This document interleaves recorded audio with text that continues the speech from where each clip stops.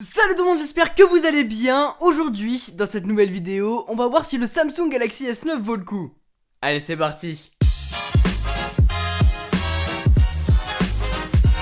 On l'a comparé à l'iPhone 10 d'Apple, on l'a comparé au Galaxy S8. Il est maintenant temps de vous faire un retour sur mon expérience après l'avoir utilisé pendant un bon mois. On va pas trop rentrer dans les détails techniques dans cette vidéo là, on l'a déjà fait dans les deux précédentes que je vous laisse en description. On va rentrer directement dans le vif du sujet. Le Galaxy S9 de Samsung est excellent. Merci, bonsoir. C'est un smartphone complet, c'est un smartphone premium, il permettra de tout faire tourner parfaitement bien. Le smartphone tourne comme une horloge, heureusement j'ai envie de vous dire, mais ça fait du bien à utiliser tous les jours, c'est fluide, c'est rapide, j'ai rien à dire. Le design en verre et en aluminium est toujours sublime, j'adore. En plus dans ce coloris là, je suis totalement fan, mais alors le verre, ça prend les traces de doigts et ça se raye à mort. Pour contrer ça, vous avez différentes manières. Moi j'utilise une coque comme celle-là qui est rouge. Bam, je la clipse et elle est vraiment super fine et c'est vraiment ça que je recherche. Une coque très fine permettant d'épouser le design du Galaxy S9 parce que c'est un téléphone vraiment super premium, léger, etc. Et j'ai pas envie de gâcher le tout avec une coque. Celle-ci provient de la boutique Macoque que je vous laisse en description. Et il y en a vraiment plein d'autres, hein. Et plein de designs différents. Outre ce fait là, le verre permet de faire passer la recharge sans fil, toujours. Et le S9 est toujours résistant à l'eau, pas de soucis de ce côté là. L'écran lui reste inchangé, c'est un écran borderless vraiment sublime et ça fait vraiment plaisir de retourner sur un téléphone comme ça après avoir utilisé un Pixel 2 XL de Google et l'iPhone 10 d'Apple. Il est vraiment magnifique.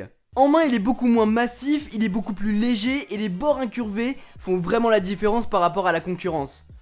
Même s'ils servent à rien. La qualité, pas besoin d'en parler, si vous regardez des vidéos YouTube ou si vous consommez du Netflix, c'est vraiment parfait. D'autant plus que maintenant les haut-parleurs sont stéréo, le son est bien plus puissant et en plus de ça, on a la possibilité d'activer le Dolby Atmos directement depuis le téléphone pour spatialiser le son.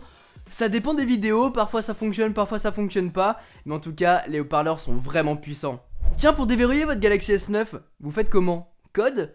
Empreinte digitale, reconnaissance faciale. Parce que de mon côté, j'utilise tout le temps l'empreinte digitale. En plus maintenant elle est super bien placée et à aucun moment, même si elle est configurée, j'utilise la reconnaissance faciale. C'est long, ça prend du temps et ça fonctionne mal. Cette année Samsung a donc fait un très bon boulot en écoutant sa communauté et en déplaçant l'empreinte digitale qui tombe bien sous le doigt et qui répond bien. Et sur ce Galaxy S9 en tout cas, j'ai aucun souci. Vu que j'ai pas testé la version Plus, et bah je perds aussi des fonctionnalités, comme le double capteur photo, et ça c'est dommage. J'aime beaucoup la taille du Galaxy S9, j'ai vraiment pas envie de changer pour avoir la version Plus, parce que c'est ce qui me correspond le mieux. Et donc cette année, c'était un petit peu le compromis, soit la taille et la bonne expérience utilisateur, soit toutes les fonctionnalités.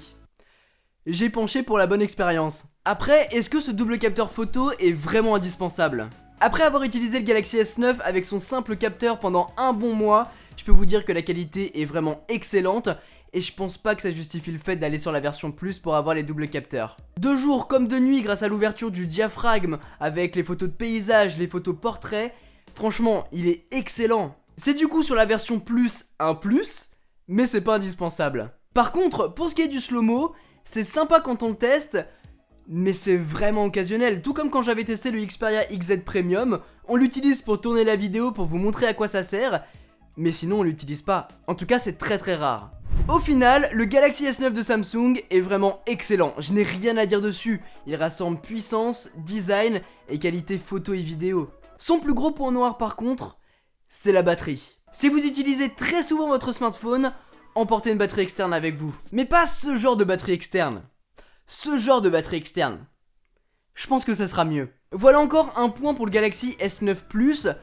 Peut-être que c'est celui-là qu'il faut prendre. Comme je vous disais dans ma vidéo comparative entre le Galaxy S8 et le Galaxy S9, il y a vraiment très peu de différence entre ces deux smartphones.